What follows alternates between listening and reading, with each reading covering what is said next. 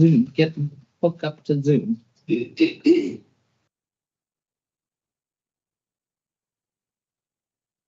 So today's agenda, we will be on from 10 a.m. till 2, and then after 2 till 4:25, we'll be in the in-camera session.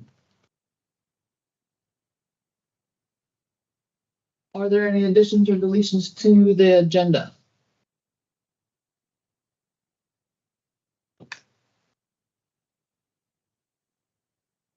So I have a few additions. I sent council members, and those fiber, it could be today or like some of the we can push it for tomorrow.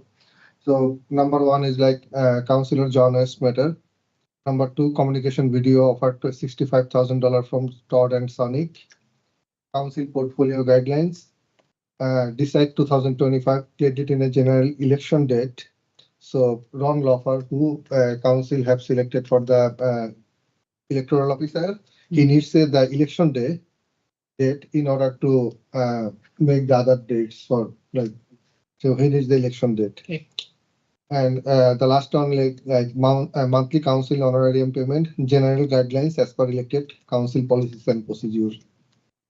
Okay, so we can put those in hopefully around 3. Yes, and whenever we get some time. 3. So 3 p.m. Yeah, we'll try that. We'll try for 3, and then whenever we get moments between. Corey told me I missed the one after Sonic. Oh, thank you. Okay. Okay, is there any more additions or deletions to the agenda?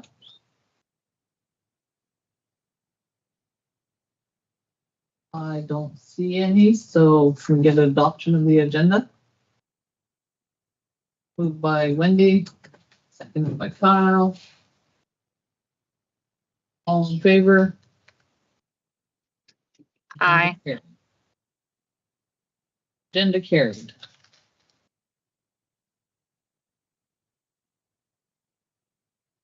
Okay, the first one we have is acres. Oh, sorry, no, we gotta do review the minutes. Review the minutes from August 1st. The 2 action items. One is policy, which we are doing this afternoon. The second one is the video. We'll be doing that one this afternoon as well.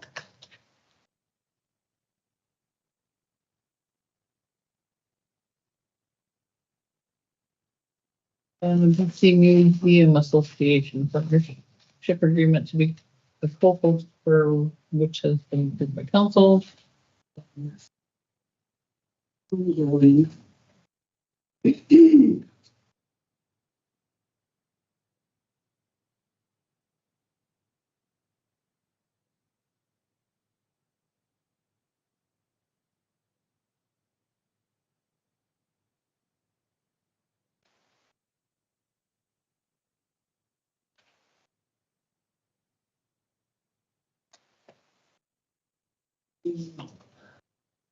Action item would be to do a letter support from Nathan. He did that.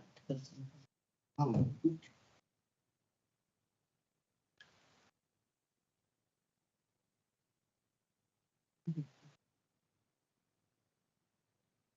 There's the ones we'll review later on this afternoon. Okay. Okay. Get adoption for the meeting minutes is on from August 1st. Moved by Kyle. Second by Wendy. All in favor?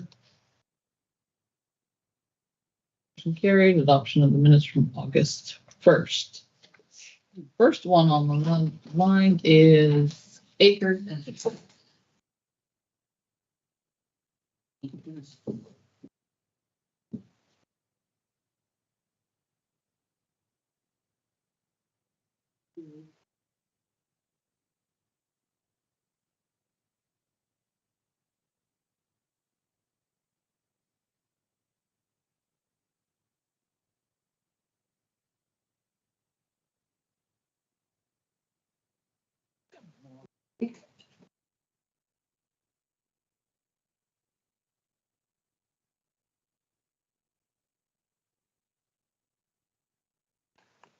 Thank you. Morning.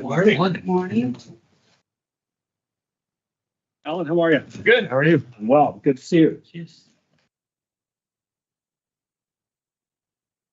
Good morning, welcome. Thank you, Chief. How are you? Very well. It's always good to be back in the world. You'll be presenting here, right? Yes.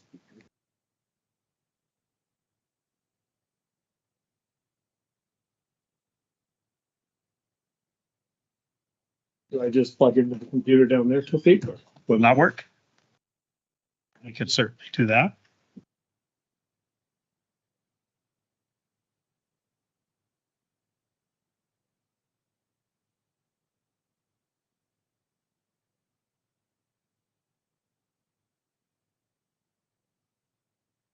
Okay.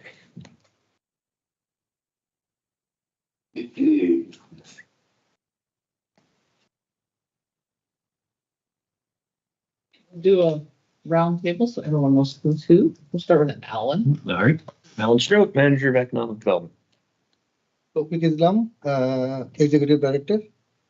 Wendy Jail, Council. Chief Dolly Logan.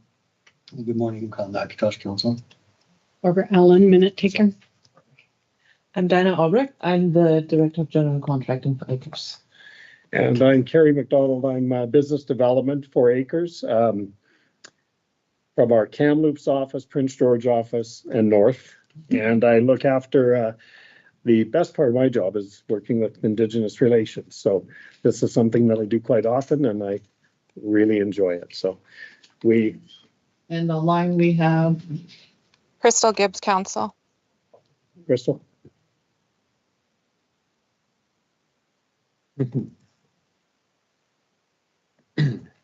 All right. We got it? Yeah. we're going to introduce the front. Yeah, Roger Ganny Council. Sorry, for some reason, there's a lot of construction going on right now in this town. Not sure why, but happened to be on my day off, but whatever. Thank you. Very nice to meet you. I was, Dinah flew up from Kelowna yesterday and I drove up from Kamloops and I was expressing my frustration that there's 4 passing lanes between Williams Lake and Quesnel and 1 right after Quesnel. And 4 of the 5 had construction going on. And I'm thinking, okay, I can pass all these trucks when I get up there at night. Day, like, Oh, it's crazy. All right. Well, we appreciate your time this morning and thank you very much. I think, Chief, as I had mentioned to you back at the Build the North conference, we just opened an office here in Prince George. Our plan is to build a new office. We're leasing on Quinn Street, and our plan is to build a new office out on Boundary Road. We bought some property out there. That project is in the works. I think we're in the design phase right now, and so I think next year we'll probably break ground. When Acres goes into a community to look for opportunities and work, the first thing we always want to do is engage with the Indigenous communities, First Nations, and talk about mutually beneficial opportunities. But today what I wanted to do is just kind of give you some background on the company, what we do, who we are, what we're about. And then at the end, if there's any questions, certainly entertain those and go from there. All right, let's see if we work this. Hey, look at that. So Acres has been around for 45 years. We do general construction, industrial, and civil. We have 3 branches. As I mentioned, Kamloops is our head office. We have our new branch here in Prince George, and we have a branch in Kelowna. And Dinah works out of mostly Kelowna, but she seems to be in Kamloops quite a bit as well. Jason Page, the picture of the gentleman in the bottom left there, is our owner. Jason started with the company Bang and Nails and was so impressed with it that he bought it a few years later. And so he is of very interesting gentleman. He loves what he does. He's an amazing leader. He's part of the Métis First Nation, Métis Nation, and you know, he is very big on engagement and working within the communities. So again, what we do: civil contracting, industrial, and general. Civil contracting, I believe this is Tobiano. Our civil division specializes in subdivision development, infrastructure, earthworks, blasting and aggregate production, deep utilities, your sanitary stormwater, shallow utilities, roadworks, erosion, sediment, reservoirs, pump, you name it, they can do it. The majority of our civil work right now is in Kamloops. We're also doing some projects in Kelowna. We anticipate we'll have our civil department up here probably in a year or two. Just the fact that we are so busy, which is a good thing. But, you know, it would be nice to have all three. We do have some projects, and I'll talk about that when we get to our industrial. These are a couple of the projects that we're working on right now or that we've done.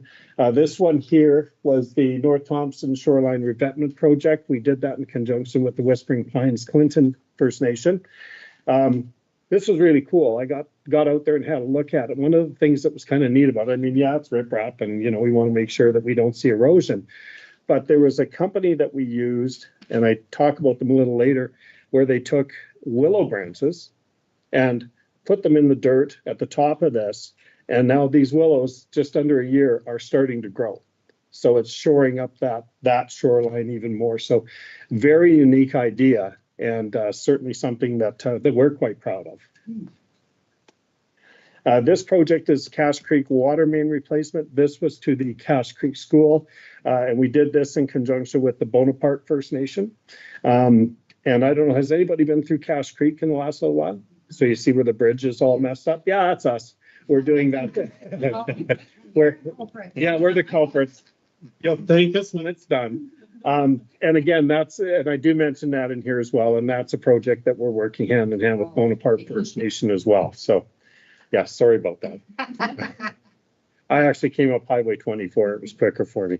Our industrial contracting. So this is, I think for the Prince George area, there's probably a lot of opportunity on the industrial side. We do a lot of work with mines. We do a whole ton of stuff. Like if you look at the shopping list of things there, and I'm not going to go through them all because, you know, we've got some limited time, but our industrial department does pretty much everything. And when I was talking about civil a little while ago, with us not bringing up our civil department just yet, our industrial team will take on civil jobs as well. So we specialize with the industrial side, more heavy civil. And so they have quite a few projects on the go. Here's one that we did with New Afton's gold mine. This doesn't look like much, but it was 2,200 meters 3 times concrete pour in one day. And I think we had 100 cement trucks coming back and forth. So the bottom of that hexagonal unit thing there, which, you know, it's beyond my knowledge, all that cement we poured, and at the time I think it was one of the biggest pours in BC. So we've definitely got the experience, to do the job and to do it right. Cache Creek Bridge, sorry again. But again, you're going to thank me when it's done. That project again is that's for the Ministry of Transportation and Infrastructure, and again we are partnered with the Bonaparte First Nation. Both in, we do have an agreement with them which has opportunity for employment, also opportunity for remuneration as well. And that's one of the things that we do with our either a memorandum of understanding or benefit agreement. General contracting. The queen of general contracting right here. So general contracting division, highly qualified group of people. We do a ton of projects, and from design build, construction management, traditional bid build, structural and architectural concrete, retail and commercial tenant improvements. Do you have to take notes on everything I'm saying right now? I hope not. Sorry. Addition renovation work as well. I was explaining to Dinah when we walked in here this morning, this used to be the Prince George Citizen way back then. And the change, the facelift is incredible in this building from what it used to look like, right? But we do that as well. Water treatment plants, wastewater treatment plants, and lift stations, and bridge crossings. That project actually that was just back there was the Barkman building in Kamloops, the Yeah, and this is the Barkman Building in Merritt, 40,000 square foot building, I believe, that we built from the ground up. And Barkman does things like, you know, the concrete barriers you'll see on the side of the road and stuff like that. That's what they do. So we did this project with the CCDC 5B, and they're ecstatic with it. And you go inside and you're just floored at what's inside this place. So another project that our general department did, and we finished it in November of 2022, was the Delta Irrigation Building, 12,000 square foot warehouse with 1,400 meters squared of retail and office space. And it's a beautiful building, and we're quite proud of that. So we talked about building community and relationships. We are more than just projects. We are about the relationships and meaningful relationships. Our core values are ambitious, competent, respectful, engaged, and supportive. Acres. And it's deeply ingrained in every member of our team. A couple of the pictures there, this one was kind of cool where it says Cache Creek. That's Cookby Frank. I don't know if you have met Cookby Frank or not. He's an amazing gentleman. This was the bridge naming ceremony, and he presented us with a drum, which was really special. And then we do a lot of work at the food bank in Kamloops as well. We do stuff in Kelowna, and we'll be doing more stuff in Prince George as well, being an integral part of the community. We do celebrate diversity and promote inclusivity. We have our inclusivity and inclusive committee, which I'm happy to say that I'm the chair of. We've done some pretty cool stuff with that. There's a program that was sponsored by the BC Lions called Don't Be a Bystander. And what that was, it was about harassment and stuff in the workplace. And makes sense, don't be a bystander, and how to deal with that if you see that. The picture at the bottom, we had just done a presentation to trade students at TRU, which I thought was really cool because these are people that are just getting into trades, and you want to get them then and tell them what's acceptable, what's not acceptable. And if you see something that's not acceptable, how do you deal with it? So we give them the tools to deal with those issues. Diversity, equality, and inclusion policy. I won't go through it, but it's here. I think everybody, Tofik, if you could send a copy of the presentation to everyone, and if you want to read through it, feel free. And if you have any questions, you can certainly reach out. Training and development. So ACRES is proud to be a Gold Seal employer. It's the program that's regarded the highest standard of professionalism within the industry. And we are one of 28 Gold Seal employees in Canada. We are definitely committed to development and training of our workforce. Obviously, the more that we do in-house, the better the product is out-house. Little plain words there. It's not an out-house. Our employees are committed to our values, and our organization continues to develop new and innovative techniques, ensuring project tasks are completed accurately, safely, and on time. And there's a little tag here from pipelaying courses to mental health first aid. We believe in giving our team the best to do the job. And we do have, there's a program called Mental Health First Aid that all of our employees took. I don't know if you're aware of it, but especially in today's world, really important. And if anyone's interested, I can find the information for you. We took it. And it's something that gives people, again, the tools to deal with things, not necessarily in work, but within everyday life. Our culture, safety culture. When this slide was done, we were at 1.3 million hours without a lost time incident. We take safety very seriously. Yours truly even has a hard hat and a safety vest and steel-toed boots, which I had to buy when I started with the company, and glasses as well. That's a huge accomplishment in the construction industry to go that long. And I think we're probably We're at 1.4 now. 1.4 now. I mean, and continuing, right? So we take that very seriously. Technology is another thing that we are heavily invested in. This is actually kind of a cool picture. It's the little cat going down. You can see the, I want to call it a navigation light on the front there. It's not, but that is a GPS to make sure that we are at the right grade within millimeters projects that we do. And we utilize that. We have a drone that we use to fly over projects before we start to get the lay of the land. They won't let me fly the drone. I've tried, but you know, if any of you want to try, I'll see what I can do. It's actually really cool, but the technology is beyond me, but we are forever investing in it. And that's one of the things our owner, Jason, is really big on, is technology. You walk into our office and you'd be blown away with the stuff that's in there. Our Indigenous engagement plan. So we are committed to creating a nurturing and collaborative environment, just reading from here, that enhances the relationship with our First Nation neighbors, partners. Again, we recognize that we are working on your traditional territories, unceded, and we want to make sure that we are doing everything that we can do to be a good neighbor, a good partner. The commitment and values. So build a representative and sustainable Indigenous workforce based on trust, integrity, and respect. Respect and value the cultures of Indigenous peoples by taking measures to protect the territories that we work in. Engage local communities and work to mutually benefit parties, and educate our employees on the unique traditions and cultures of Indigenous peoples by delivering diversity and cultural awareness training. That's really important at Acres, and we'll get into it in the next slide. Every single employee that works at Acres goes through an Indigenous awareness training program, and I'll speak to that program now. So obviously, education is an integral part of our engagement plan. We know that we must go beyond talking and educate ourselves about Canada's past in order to really understand truth and reconciliation. In 2022, we launched this program, Indigenous Awareness Training Program, with a partnership with Diane.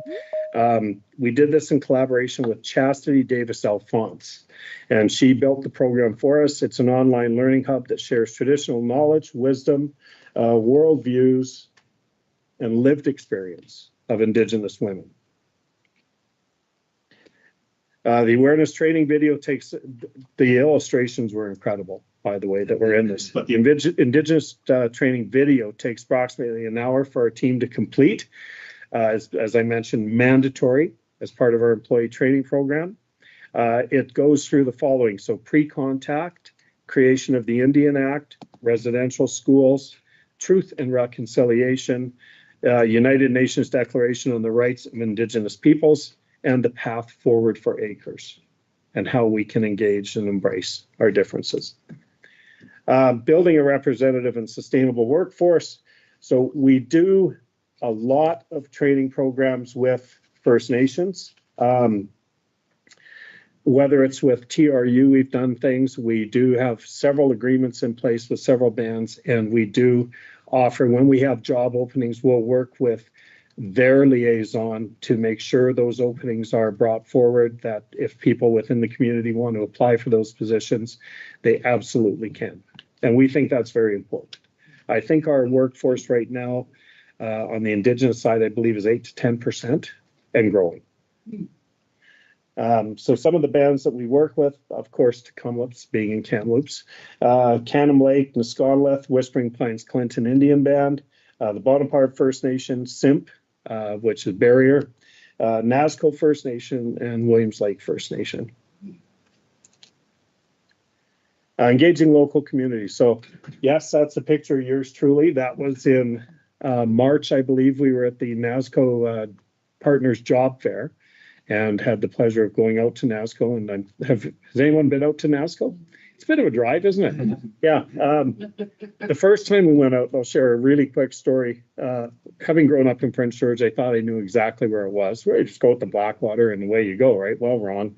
Google Maps, never trust them, said go down the Pelican Lake Forest Road. Now, this is in March, so you can imagine there's still snow. And we ended up, we were about an hour late for the meeting with Chief and the band in the circle. We missed lunch, but we made the meeting in time, but it was an adventure to say the least. And I got video of about 5 or 6 moose that were galloping in front of us on the road. And I was sitting with one of the counselors and he's laughing, you know, you guys are idiots. And I said, well, yeah, but look at this. And he goes, that's where they are. And I said, you're welcome. Right. So, but this was really good. We had an opportunity to talk to several of the youth of the nation, and there's not a lot of it there. Right. And so we wanted to make sure that we gave them a window to opportunity to have something different and, have meaningful employment and all those wonderful things. So that was pretty special. And we plan on doing that again next year for sure. We do work with we went to what was it called? Aboriginal Training and Employment Center's Job Fair Expo in Kamloops. They deliver innovative employment readiness program to Aboriginal job seekers, and we were very pleased to be part of that. We try and get out to these events to say, here we are, here's the opportunities we have. I could hit, I don't know, oh yeah, it did work.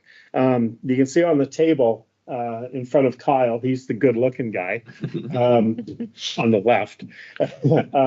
We had a bunch of job postings. So we want to make sure that we bring those with us. And, what are you interested in? What do you want to do? Oh, we happen to have an availability there. Here, would you like to apply and stuff? So we do get out to those as much as we possibly can. Respect and value of Indigenous cultures. Does anybody recognize the young lady on the bottom right there? Founder of Orange Shirt. Absolutely. It's Phyllis Webstad. So, and her son, Jeremy, is on the left, and Tyler Fuller is in the middle. And that's in our booth.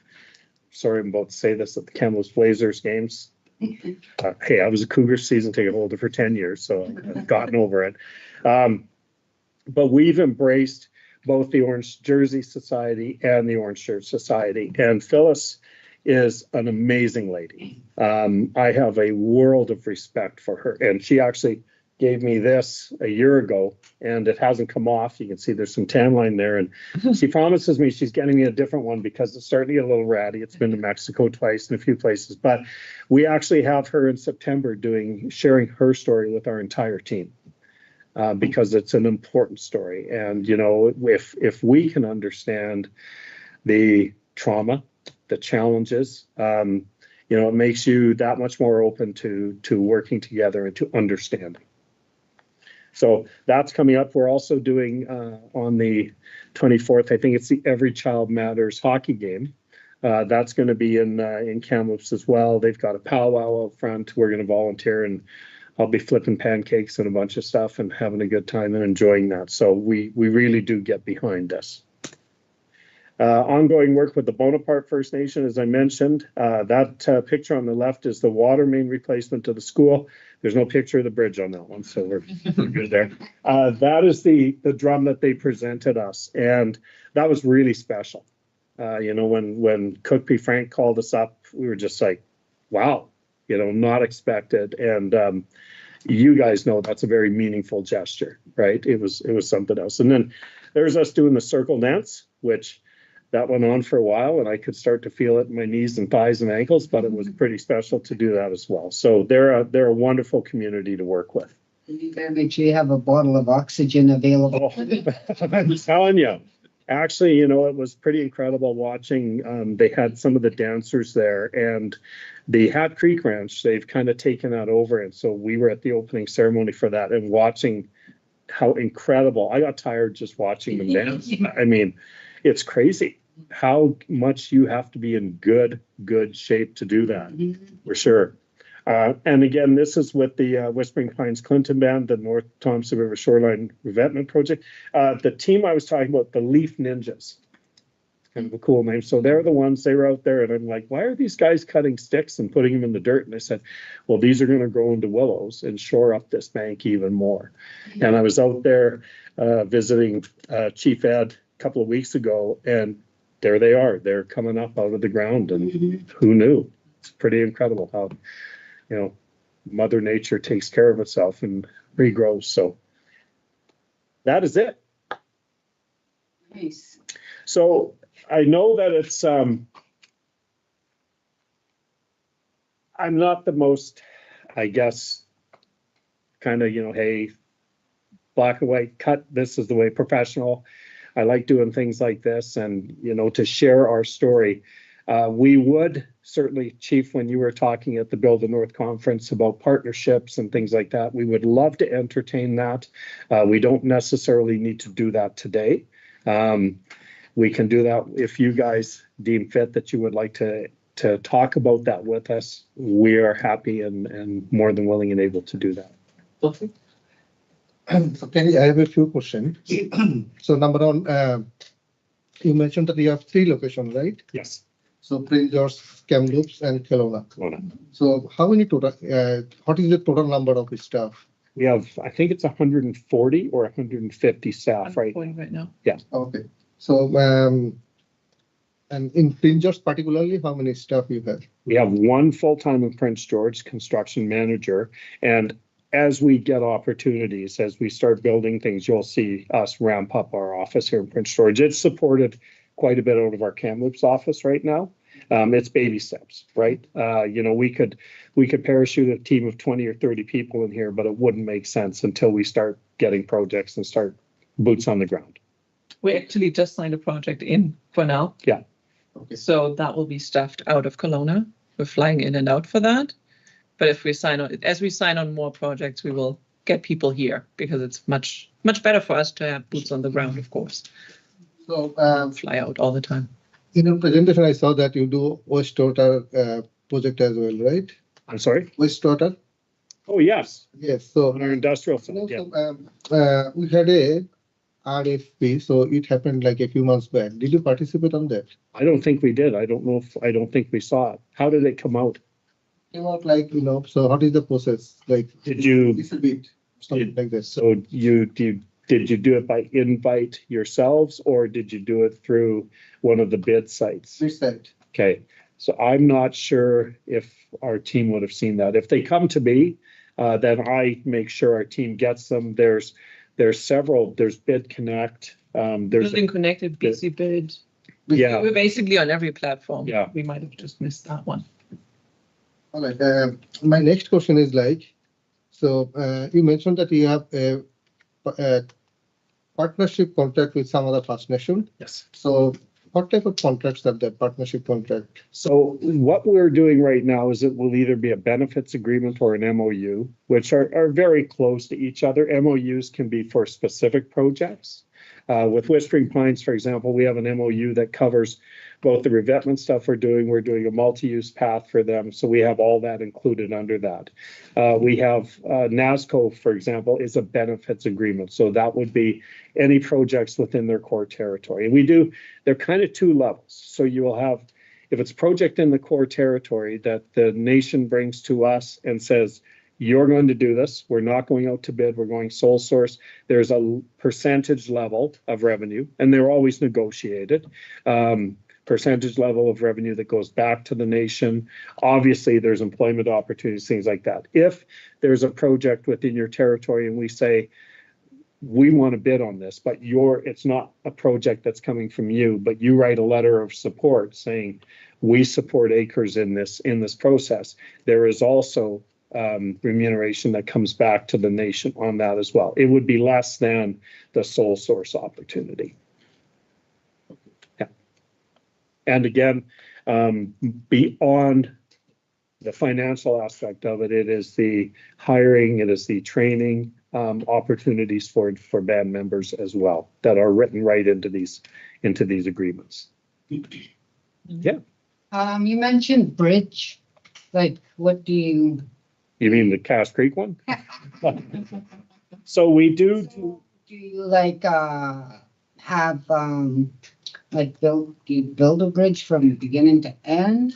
Can. Yes. Involved in all of that, like We do different things. We either have the consultants come to us with a design, and then we just build. We do everything, every single type of building that you can think of, including bridges and roads and highways, whatever you need. Yeah, and that includes like, like if you were in school across the river or something, you'd have to do all that proper, like, positioning of the pole pillars and Yes. the extensions for like, expanding and disbanding of the bridge deck itself. In the civil world, I'm not that involved, but they self-perform whatever they are qualified for, and if they are not qualified for something, they hire somebody that is qualified to do Oh, it okay. for them. For sure. In general contracting, we don't self-perform that much. We do stuff like concrete foundations or slabs, but then we hire out to contractors of our choosing to perform with us. Oh, But we carry the risk, so we hire everybody, we are the contact for the owner. oh, okay, cool, thank you. Because you mentioned bridge, I was like, Yeah, I mentioned it a few times. Yeah, I know. thank you. Thank you. Couple questions. Mhm. What, work did you do with the Williams Lake First Nation? So we're actually in the process of today should have the Williams Lake First Nation agreement signed. So that's under the agreement side of it. Chief Sellers offered us to do some work on the new hospital, which we declined. And there's some reasons, Alan, for that, that probably are best not to be said in a public forum. But he has talked about relocating or redoing their gas station. There's some other projects that we're in discussions with them as well. And that's the combination of general and a combination of industrial projects. Yeah, that's the other question. I was like, so clearly having a hospital come to Prince George here.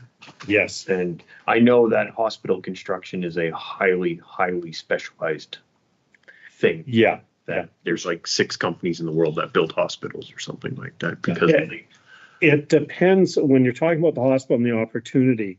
It depends on who the general contractor is. There was our former director of general construction had worked with the GC on the Williams Lake one before, and it was not a good experience for anybody under them. And so that's why we said, thank you, Chief, for this opportunity, but there's experience there and we're not going to. It would depend on who they hire as the GC, the overall, right, watching everybody else, if we would take part. And I'm assuming that Clayton Tenay will say, we want to be able to recommend some people to come in and do some of that work. And we would certainly look at RFPs that fit what we do and within that. who is the, if I may, who is the GC? Alan, I'd have to look it up and I can get it to you. Yeah. Okay. Yeah. With hospital, weren't- the biggest thing is that they are so big, Mm-hmm. so you'd need to have a lot of staff to provide the services Yeah. that are needed for those scopes. And I know the walls of hospitals are to be designed once Oh, for sure. and never touched again. Exactly. And, Yeah.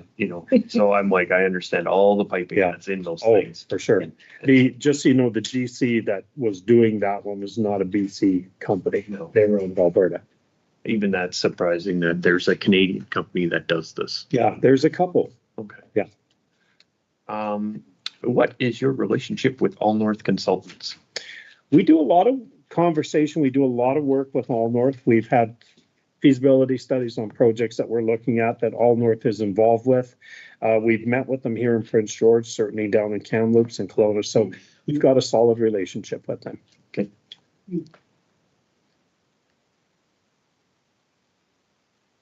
I hope that's a good thing. Yeah. Maybe or maybe not. Yeah.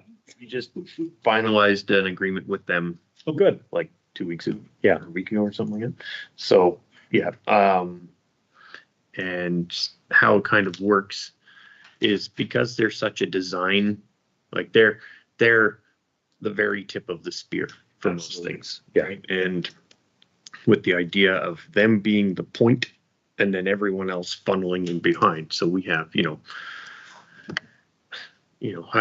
dewatering, pipeline insulation, what have you. Yeah. Right. And so, we use them as the wedge. Yeah. And then everyone falls in. And so that's why I want to know, like, because they are going to be very important. They're integral, Yeah. right? Yeah. We just had a meeting, I'm going to say about 6 weeks ago with Tecumseh on the lands in front of the school. There's going to be a bunch of development in there that we're involved in one part of it. And All North was at the table as well. We had all the stakeholders of the 4 different projects, and All North was there kind of leading the charge and talking about, okay, here, and this was to decide where this building's going to go, where this one's going to go. And, we wanted to be on the river with the one building, and nope, it's got to be this. So, okay, so now we're going to be over here. But they're an integral part of that design. And then we take our lead from that and then design the building accordingly to where we're gonna be. You also mentioned about corrosion. The corrosion, is that like the riverbank corrosion? Yeah. Or Yes. like corrosion's just on the roads itself? Like if it's like, eventually, with all the traveling. The pounding and stuff. on Yeah, the roads itself, like, the side of the road itself. yeah. I think our Break away, but in a river. in the river for sure, yeah, yeah, putting in the riprap and you can see the rocks and it's interesting, they have to be a certain size. Yeah. Right? Like, Mhm. so, I don't know who was putting them together, but I envision them out there with a little measuring tape going, okay, this one's good, and no, that one's not good or whatever, but it's a pretty scientific thing. So our civil department did that. I don't want to speak for our civil department, but I know we do some road work. And part of that, certainly if you're talking like back roads and gravel and things where they degrade over time. Main roads. Like Oh, yeah, the main roads, like the main, like, built up roads and Right. stuff like that, right? Yeah, Because yeah. eventually, if it's built up, eventually it's gonna, it's gonna break down and you gotta start almost from square one again, right? Yeah. For sure.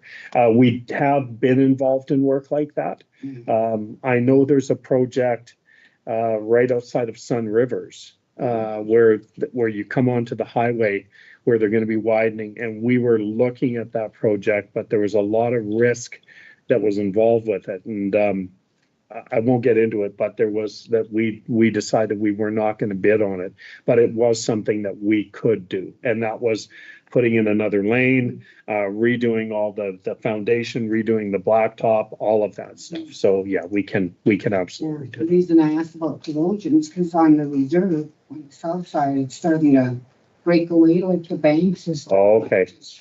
Like, it's getting smaller, let's say. So is it, Reserve itself by the land office. so is that because of the land underneath? Is it silt? Is it like probably from the, Yeah, it is. Fraser runs. Yeah, it's very, sandy. Yeah, yeah, It's very, like fine stuff. for sure. Mhm. Yeah, and if you get anything like major rainstorms Yeah. and stuff like we're starting to Even see if it's like windy or it's raining hard, it's. undercuts, that. yeah, Like when I first started working at the band office, there was quite a lot of backyard. Now it's like, okay. not so much. You'll be looking over the balcony and you'll be seeing. Yeah, and I think, in those situations, that's where your engineers really come into play to make sure that it's engineered properly and to last. I mean, we all know nothing lasts forever, No, yeah. but it should last for 50 For a years or while, yeah. 100 or whatever it is, right? I don't know what the mandate is for road work, but it should last for a good long time. Yeah.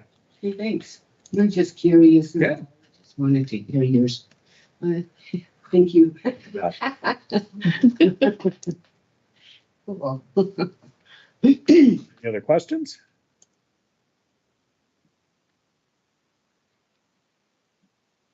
Anybody online? No? Well, with that, then I'll tell you what, we will give you back the gift of time. I think we're early, a little bit. We did bring some goodies, because we were grateful that you were taking time out of your day to meet with us. So I will, I think what we'll do, we have two different kinds of cups. And they're Yetis, and Tawfiq, this is what I was talking about when I was hounding him for a copy of your logo. Right? So we've got a dozen of these here, and there's two different kinds. And Chief, I'll let you decide who gets what kind. How's that? What? You don't want to arm wrestle us? I'm not arm wrestling anybody. Come on now. In my misguided youth, I used to do a lot of that, and yeah, my shoulder's all messed up. If you do decide that you would like to entertain some kind of an agreement, certainly, Alan, I think you have my information. Tawfiq, you do as well, and we would love to have that conversation and see where it leads to. Mhm. Absolutely. Yeah, right on. Thank you for coming. Awesome. Well, thank you for having us. I guess we'll have to arm wrestle some other time. All right. Yeah. Other arm. If my wife saw me arm wrestling, she'd kick my butt. Even if you Left hand. Thanks, buddy. Left hand arm wrestling. I might try that. Yeah. Wrong arm. Thanks, I appreciate the time. Thank you very much. Did you get all my notes? Yeah. Thank you. Thank you. Thank you. A pleasure. Absolutely. Sophie, thank you. We'll get that bridge finished for you. Yeah. Yeah. I'll send out the notes. I'll be waiting. Yeah.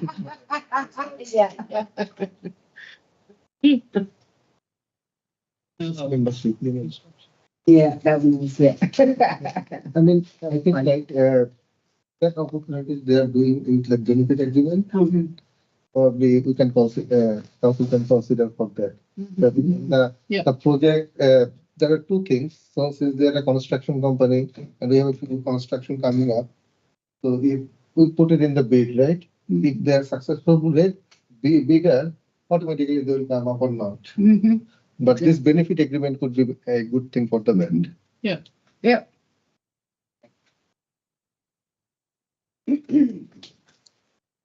Curious about, we never did that. I should have asked them, like, how big is their bonding? Because that gives you an idea of how big what their capability, project capability is. And so when they're talking about the hospital being a big project, I'm just wondering if someone like, an IDL has like $1 billion in bonding.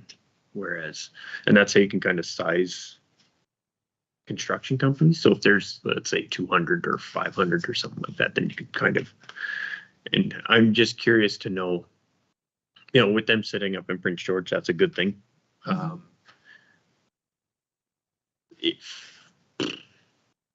Is there want to talk to others in the area?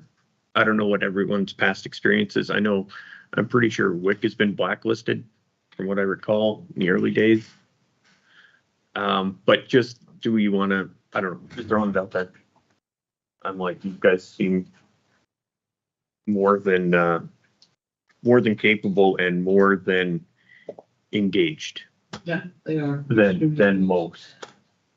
And that's, It's impressive. and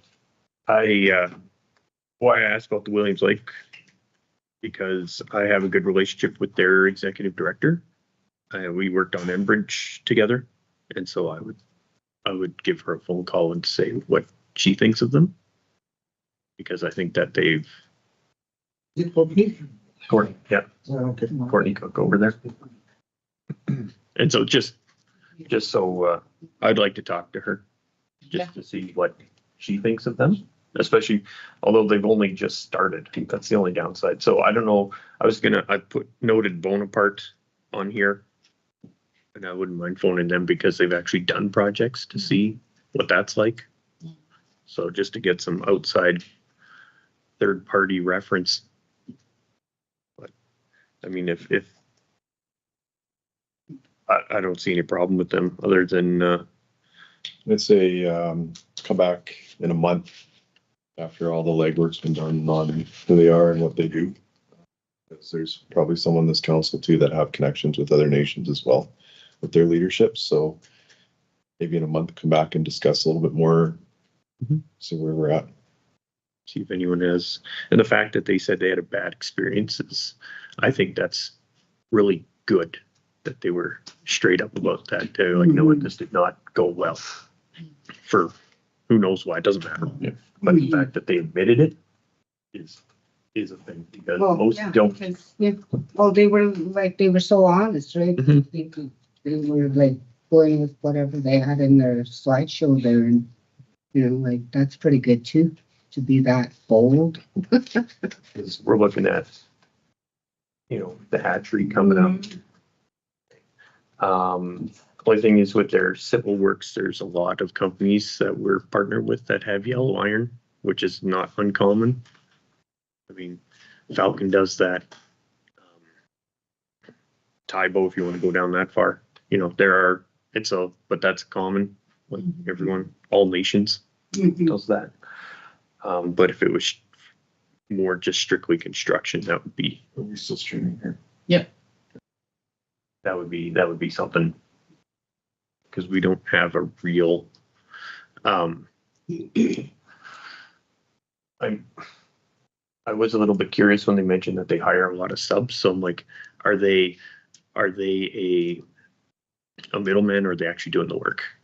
Right, that was, because there's lots of companies that just, oh yeah, we're a construction company and we have no one who actually swings a hammer. Now they mentioned the president started out that way, so do they actually have acres construction workers? Because I mean, if it's just a matter of finding people to swing hammers, I mean, we could do that without them. But at the same time, if they have actual in-house staff who actually go and do the work, that's a whole different, better situation. So again, we can find all that stuff out. It's kind of vague here. Trades, specialists who work closely, experience some trades. Yeah. So there's a good time. You know, like they said, 140 people. I'm like, okay, is that subs? Is that not subs? Is that, you know, it's things like that, right? So Yeah, it's we need to do the legwork, okay? Mhm. Get all information, reference everything. we will know.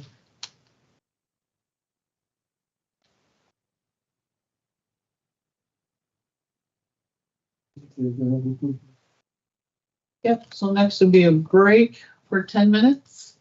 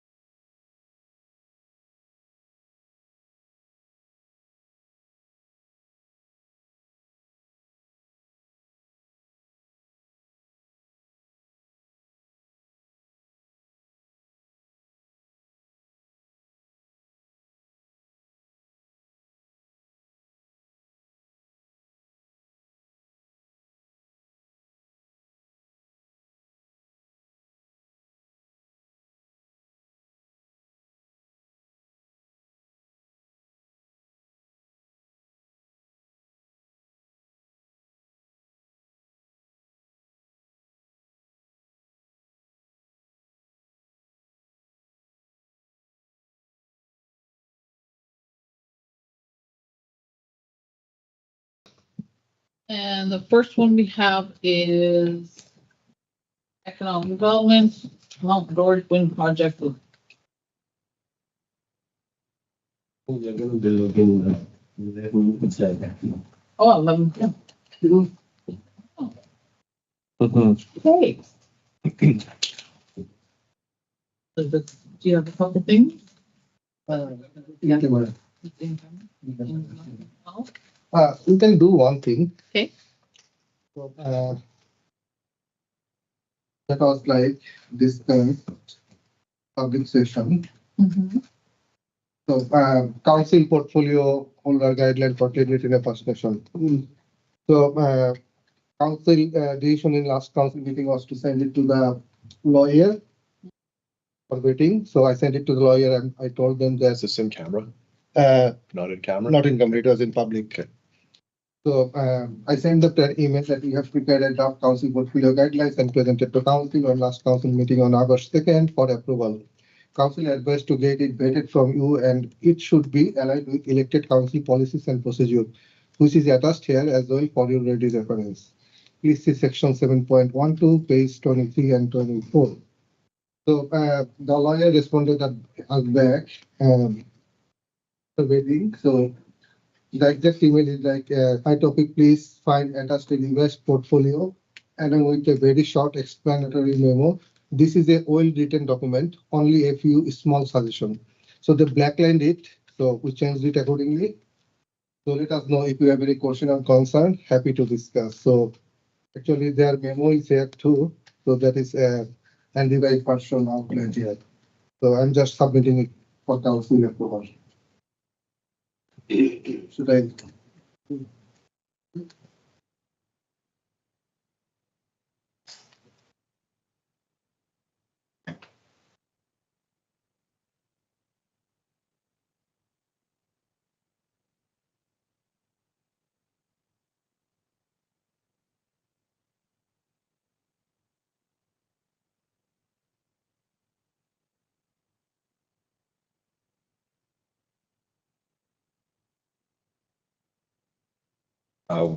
We're gonna have to go over, that's a lot of reading there.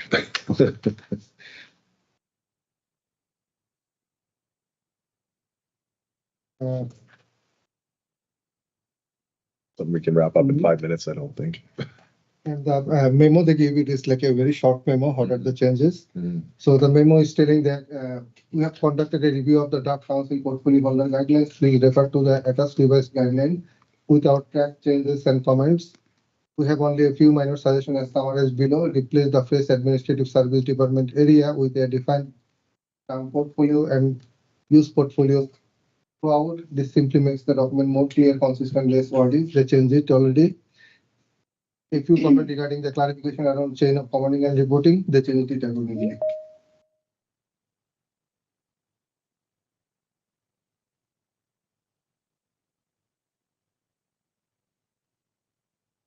That's one of Central's going to.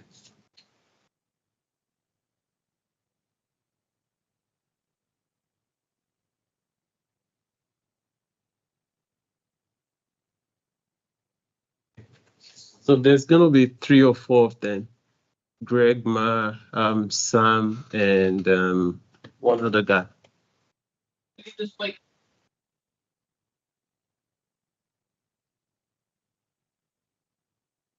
Are they all sitting together? Yes. I think they'll be joining. So Mary's joining from Turkey, Istanbul. Greg is from Vancouver. Sam is also in Vancouver. I forgot the fourth person's name. Say, James or something. we'll find out shortly, I think.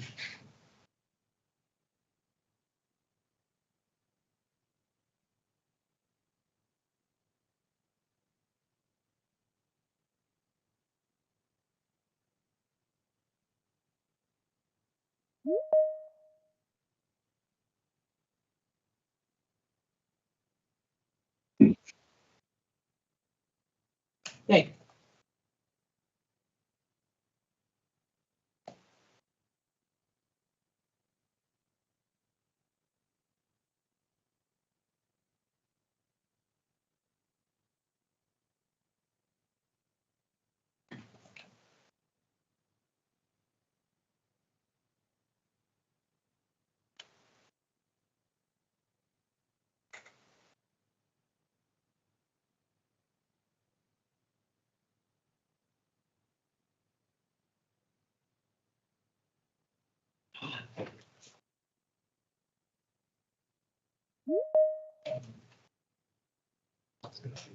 Okay. Resi? Looks like we've got 3 people, right?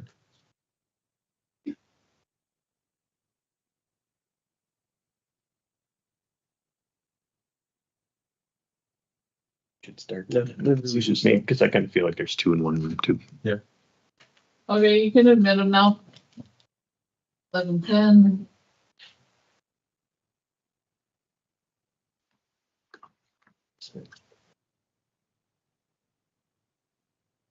Hi, good morning.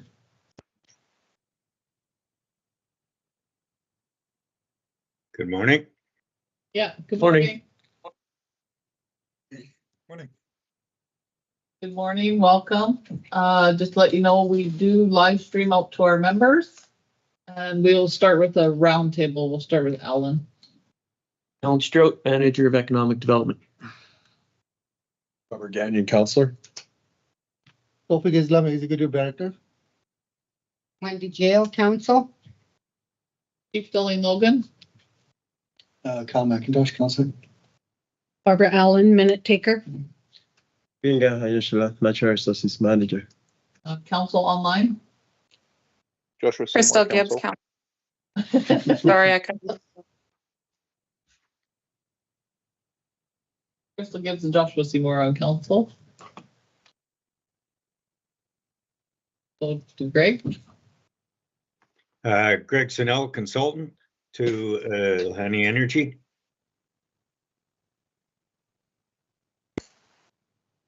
James. James O'Reilly, Civil Structural Engineer with Knight Peacehold. Sam. And Sam Mottram, Managing Principal at Knight Peacehold, also helping Ilani Energy with the engineering environmental aspects of the project. Awesome. David Neal.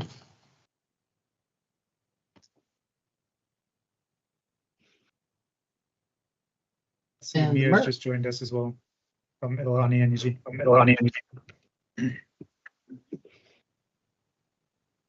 Hey, welcome. Thank you for coming to virtual meeting. We'll let take the floor. Yeah, so thank you for coming again. Now you have the floor to talk to Chief and Council, and membership will also listening to what we have to discuss. I know we may have to have further discussion after this meeting, but would like you to introduce what you're doing, what you're seeking to do, the power project, and every other thing. And afterwards, Council will ask questions. You have the floor, please. Okay, awesome. Thank you very much, Gabenke. Hello, everybody.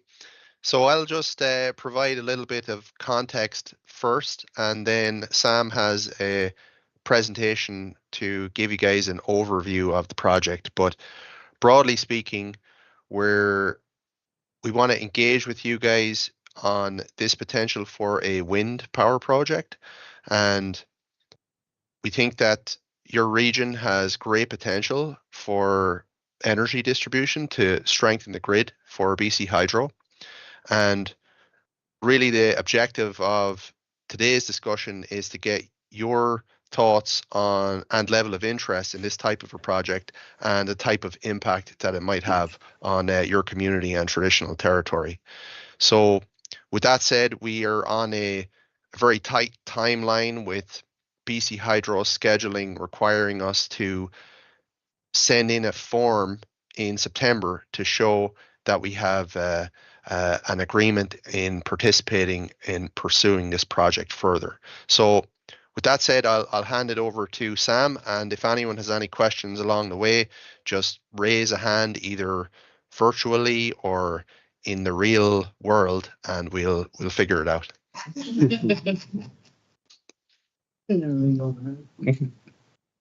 Thanks, James. Hopefully everyone can see my screen. Mm-hmm. Good. So this is a really high-level overview of the project, just to set the context of the location, give you a quick overview of the work we've done to date. and then just looking for your feedback on the proposed project. Yeah, I'll give a quick overview of Iolani Energy, just to give you a bit more background on Mir and his interests in developing renewable energy projects in British Columbia. Provide you an overview of the proposed 200 megawatt wind power project. We've identified a resource in the region and would like to discuss this opportunity with you, and then just give you a quick overview of the BC Hydro core and possible next steps. So Iolani Energy is really keen to engage with First Nations of British Columbia. He has an objective of developing solar, wind and hydro projects in BC. And I'll give you a bit of an overview of Mir and his company. He has been successful in developing hydro projects in Turkey and moved to Vancouver 5 years ago with his family, and is hoping to replicate that success working with First Nations in British Columbia. And he's hopefully looking at establishing long-term relationships. We realize these projects do take a long term to study and develop and get off the ground. And this is just the start of the journey.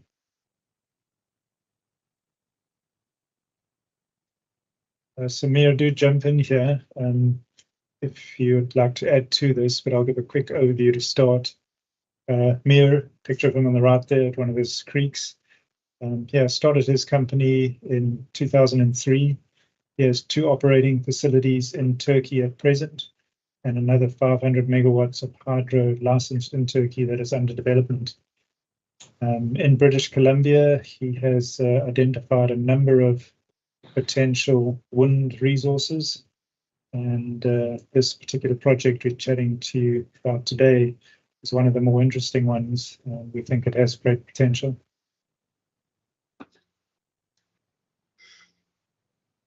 And as noted, Mir did move out to Canada with his family 5 years ago and has been researching renewable opportunities in BC over the last 5 years. And that includes both solar, wind and hydro projects. And wind is of particular interest for this current BC Hydro core because they are really looking for winter energy. So Runner River Hydro doesn't really provide that winter energy, and nor does solar. So wind power projects really fit well into this current BC Hydro core for power.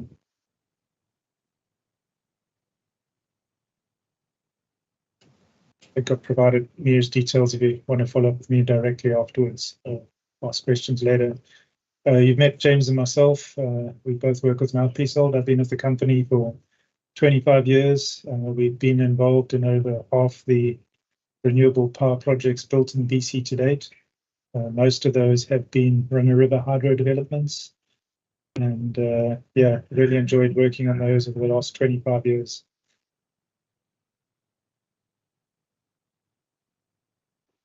So touching on the project site itself, the area you see shaded there in orange provides an overview of the project site of interest.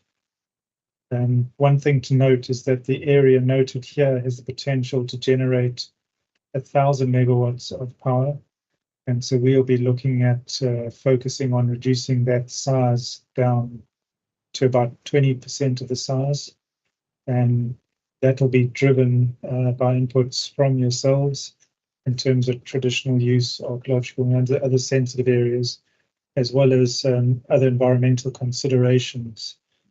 So with wind turbines, a key focus is obviously birds and bats and their migratory routes. But then we'll also be looking at other sensitive areas, so obviously avoiding wetland areas, old growth management areas, and other aspects like that. And then the transmission line currently proposed runs northwest up towards Prince George, and ties into an existing BC Hydro substation then.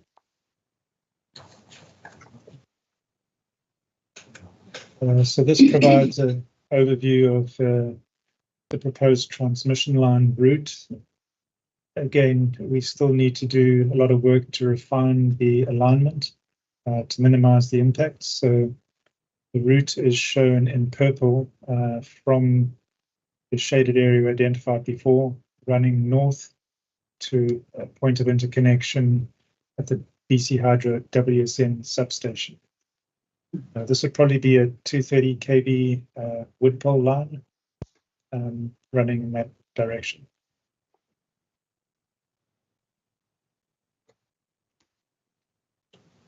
And then just to touch on a few highlights from the BC Hydro core. BC Hydro is looking for projects between 40 and 200 megawatts in size.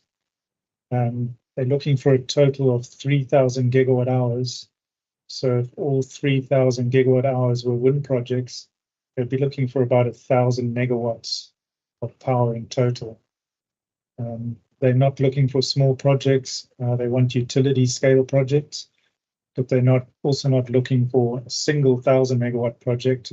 They want to share the joy, I guess, amongst everyone in the province. So there should be at least 5 or more projects that are successful in terms of bidding to make up this 3,000 gigawatt hours. One of the important aspects of this call, which differs from other calls, is that there needs to be a minimum of 25% First Nations equity ownerships in the projects. And then the commercial operation date for the project needs to fall between 2029 and the end of 2031. And so with all the environmental studies and engineering work and consultation that needs to happen, we believe this is achievable to reach this date and these milestones. The table on the right there, which James highlighted earlier, it is a very tight schedule that BC Hydro put out, and the closing date for the bids is September the 16th.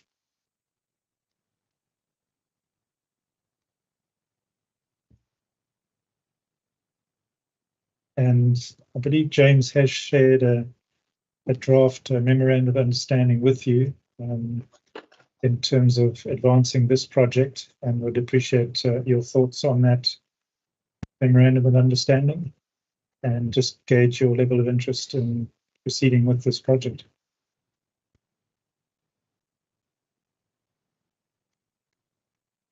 I think that's all that I had to cover at a high level.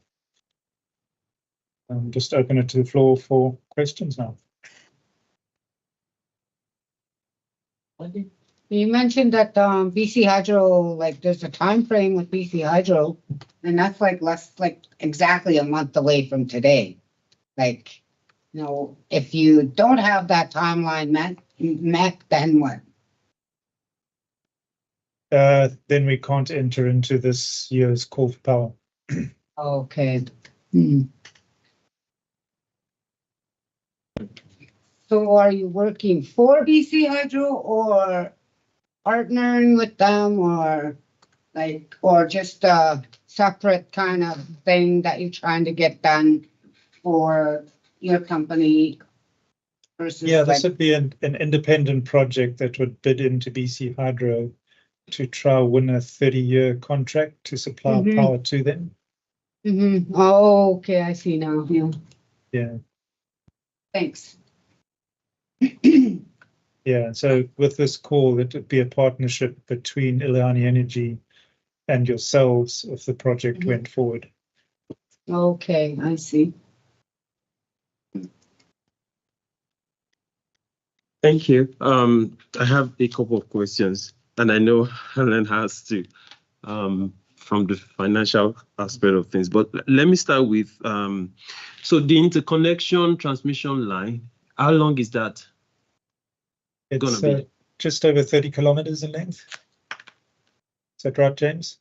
Yeah, about 30 kilometers. Okay, and how many turbines are we looking at here? We're probably looking at 4 megawatt turbines, sort of varying between 4 and 5 megawatts. We still need to go out to bid to find the perfect turbine.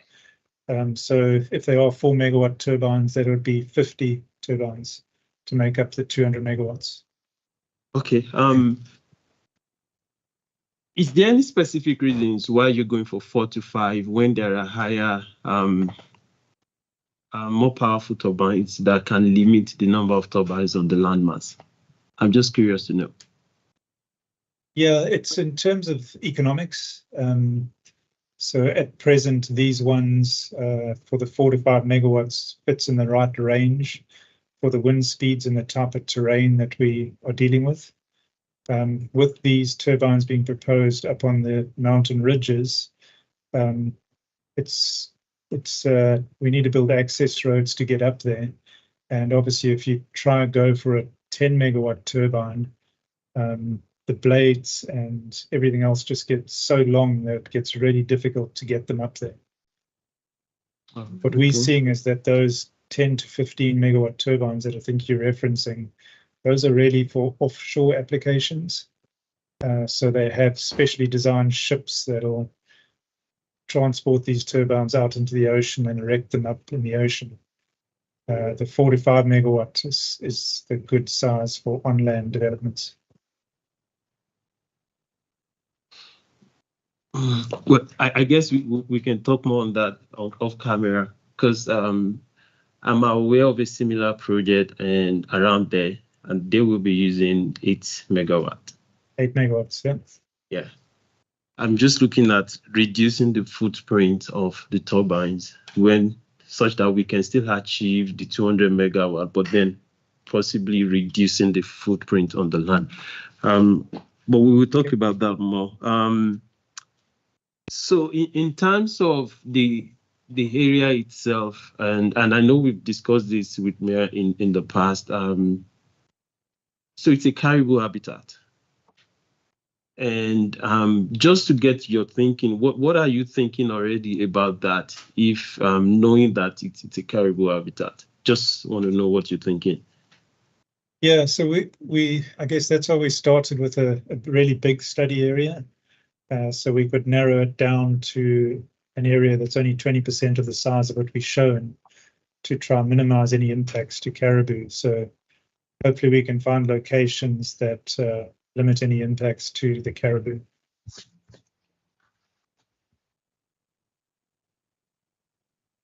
And then just to add on to that, Kabenge, the studies that will be needed in your territory to figure out those paths, they'll dictate our design. So that information has yet to be determined. You guys probably have some of it already, but there's probably going to be additional work needed to figure that out. Okay, does it mean then that once this call for power, for example, we get in and all of that, there's still opportunity to kind of move the actual site location around within your what do you call it? Within your approved Footprint, yeah. Oh, yeah. Okay, that's good to know. Yeah, so the size of the turbines, the final configuration and layout, even the routing of the transmission line, none of that needs to be finalized for the BC Hydro call. The point of interconnection, we had to specify that in the BC Hydro call, but everything else has opportunity to move around. And also the power too, where we do have to stick with the whatever power we agreed to, so 200 megawatts.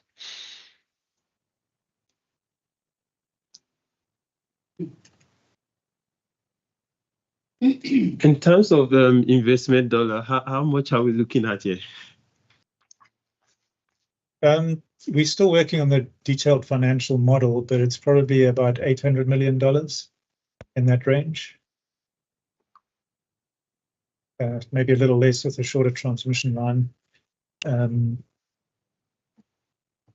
Yeah, and then obviously the first part of it is all the initial studies. So it's all the permitting studies and engineering studies and consultation with stakeholders. That'll happen over the next 4 years before we get to construction. Before you start asking, because I know it's got a lot of economic money questions. So you probably know this, that a similar project within that footprint got started several years ago, and it was withdrawn from the environmental assessment process. Are you aware? Do you have a reason for that? Do you know what happened before Mia bought over that company? I'm not aware of the exact reason for it, no. I mean, up until this year, there wasn't a call for power. So a lot of people that were studying projects pulled them off the table because it was costing them money every year to keep them alive, and there was no call for power. So we know a number of developers around the province that have given up water license applications and land applications just because they couldn't see a route to success because there was no indication from BC Hydro of a future call. Now that BC Hydro has indicated that they are going to have calls for power this year and potentially in future years, there's been a lot more interest in independent power producers coming back to British Columbia and investing money.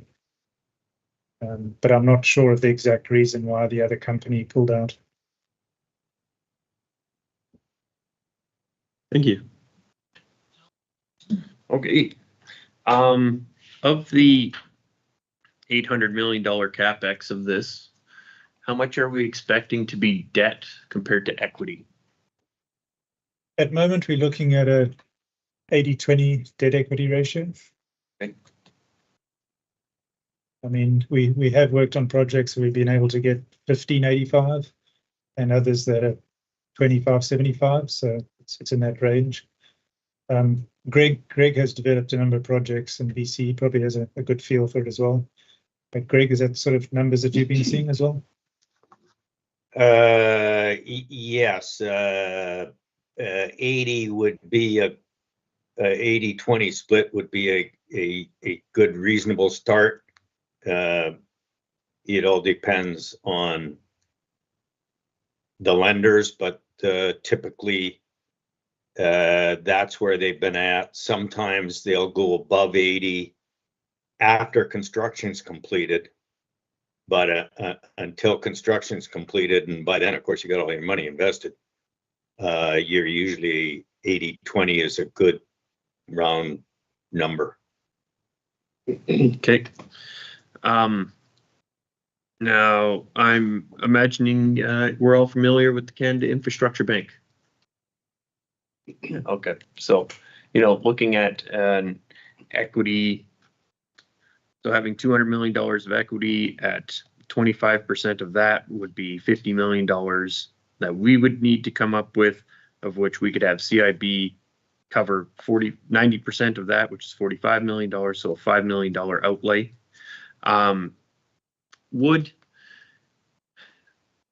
When would you expect an investment from the LTN in the project? At in-service dates? At beforehand? Have you guys put any thought into that?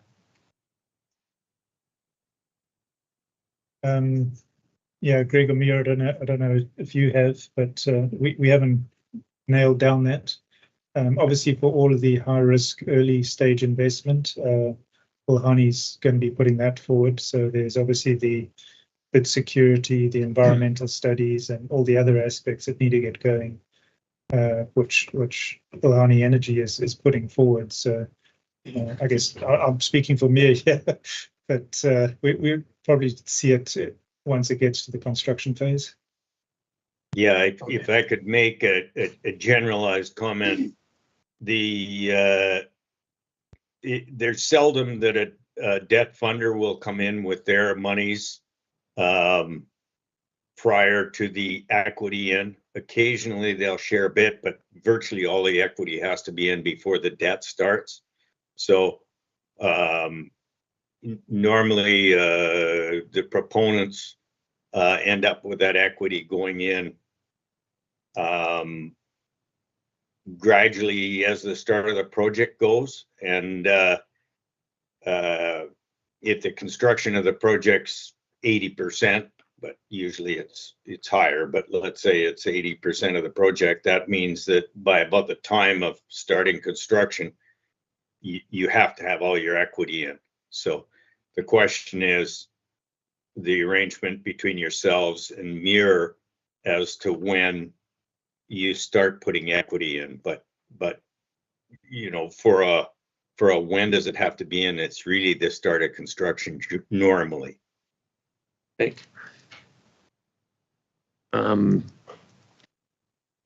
If we were to start this, projects do have a tendency to go over budget.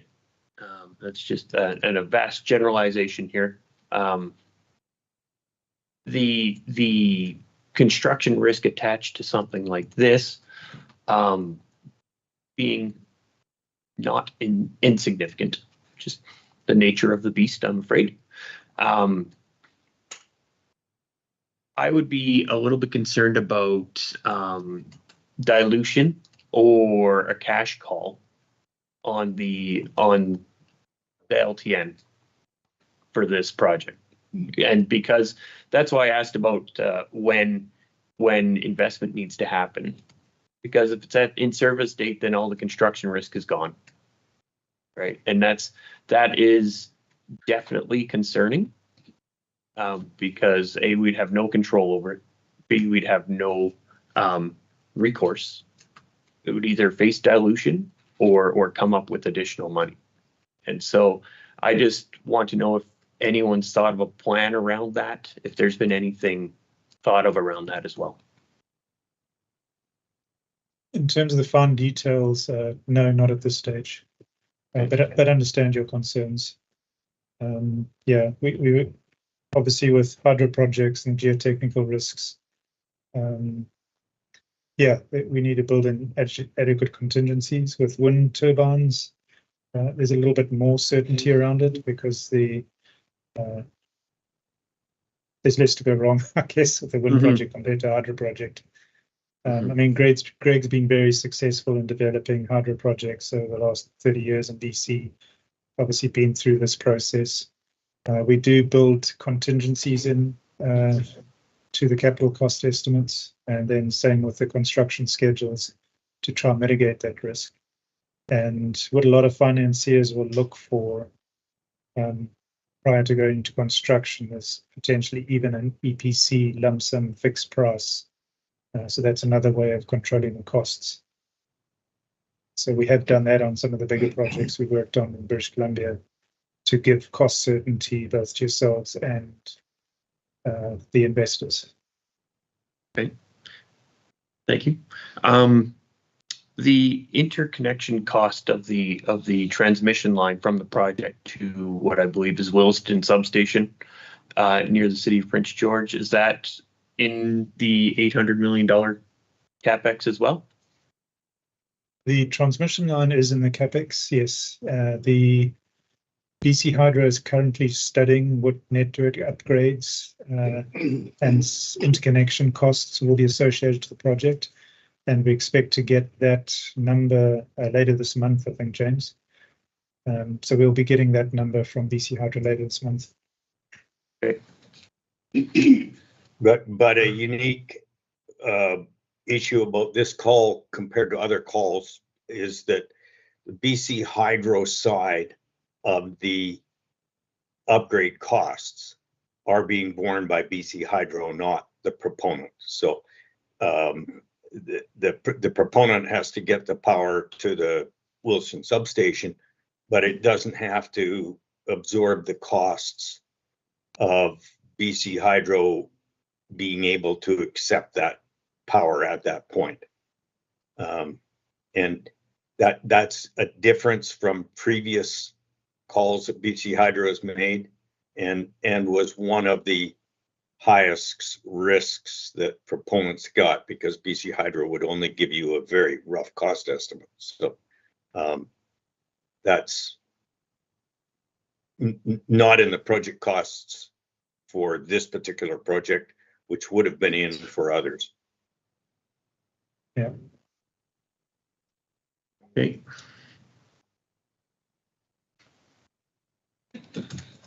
Yes, Greg and Sam, I have a few questions. So number one, the Mount Just project was like, for some reason, it was like rejected by province of British Columbia sometime May 2016. So was there any specific reason for that? I'm not sure of the reason, but we can look into it to see if we can find out the details.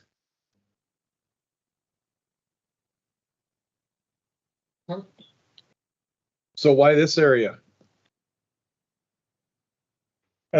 We did a wind resource assessment of the whole province, and this particular area has a very good wind resource. Also, the distance to transmission and point of interconnection is not that far, and so that, I guess that's why this area. So just going back to what Tawfiq was saying, and back in 2008, there was a proposal made for the Mount George Wind Park. And 2009, they did it, and they were set to do an environmental assessment. And then all of a sudden, it was all kiboshed in 2016. They withdrew it, and it looks like there's some kind of compliance stuff on there. So I would seriously consider looking at the reasons why that happened. For some reason, this company, North Wind, I think it's called, pulled the plug on it for some reason. I believe it might have something to do with what's going on with the environment over there. And I know there's a lot going on with the environment over there because there's a lot of hunting that we do in there. Not just with us, but there's just other probably delicate little things going on in that whole area. So I would take a serious look at that and find out why they pulled the plug on it so quickly. And it was in a 7-year process. So for some reason, they started an environmental assessment back in 2008, 2009, and it just got pulled in 2016. So I don't understand why. And then there's this interest now coming up on this Mount George Wind Park. Yeah. So I understand the elevation.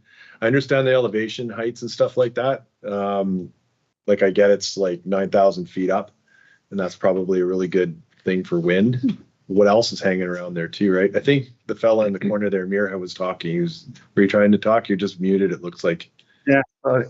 I think the previous company couldn't wait BC Hydro call because BC Hydro didn't buy electricity for a long time, and they didn't wait long time.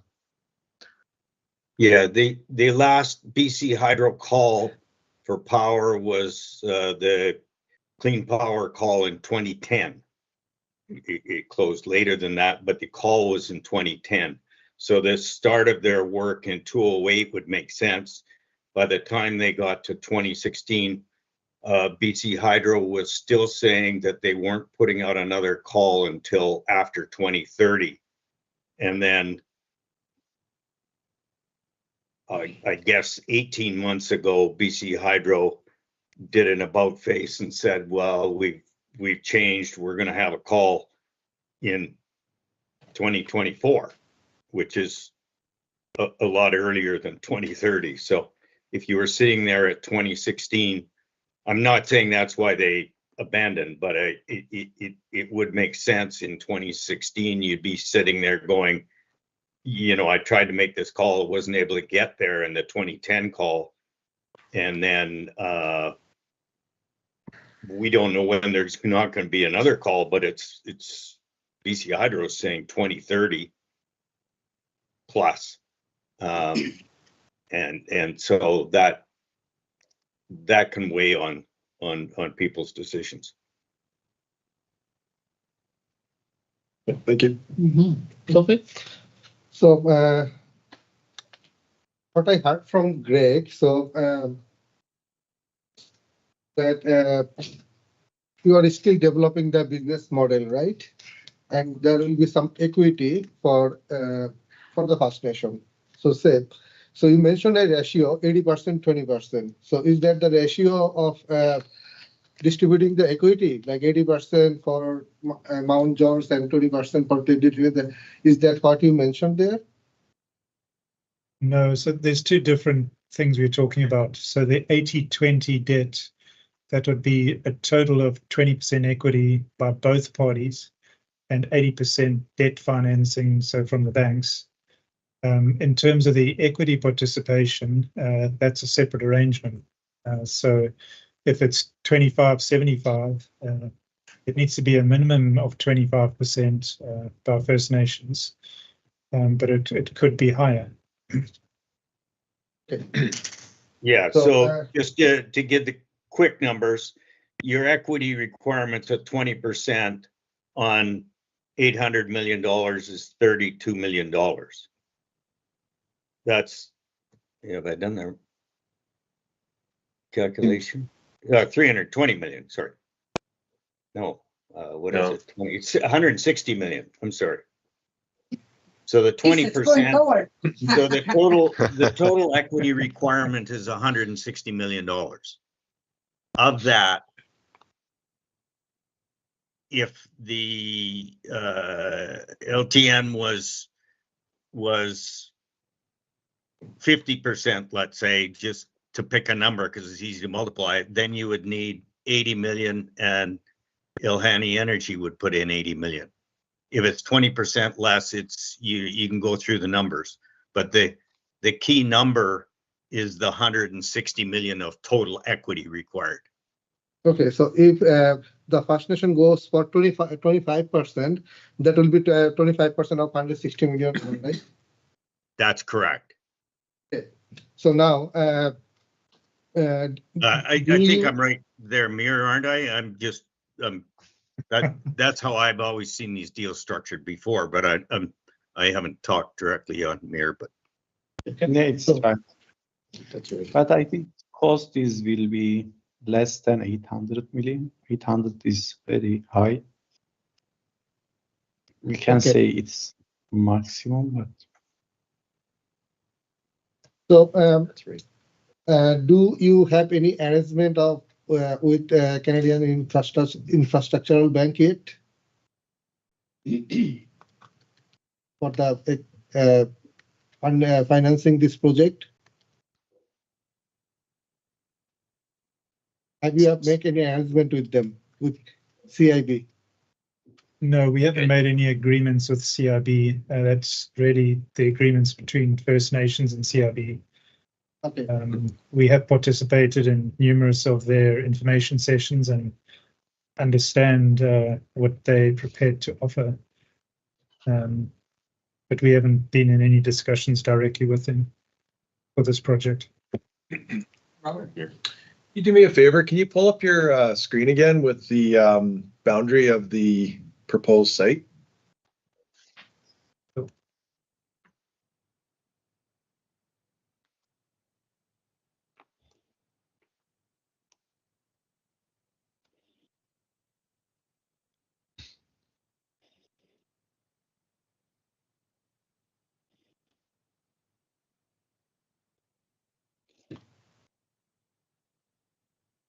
Thank you. Yeah, we can send you a copy of this as well. Yeah, if you could, please. Thank you.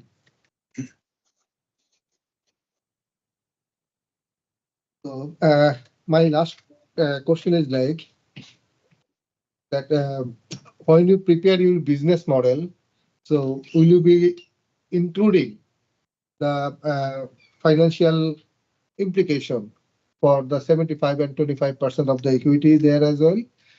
That is number one. And number two is like, say, pledge it in a interest to this project and move forward. So for in terms of equity, so definitely we're gonna go for financing from Canadian Infrastructure Bank. And for the 10%, 90% they're gonna fund it. We know about that. For the 10%, say we don't have that money, 10%. So what you can do for that?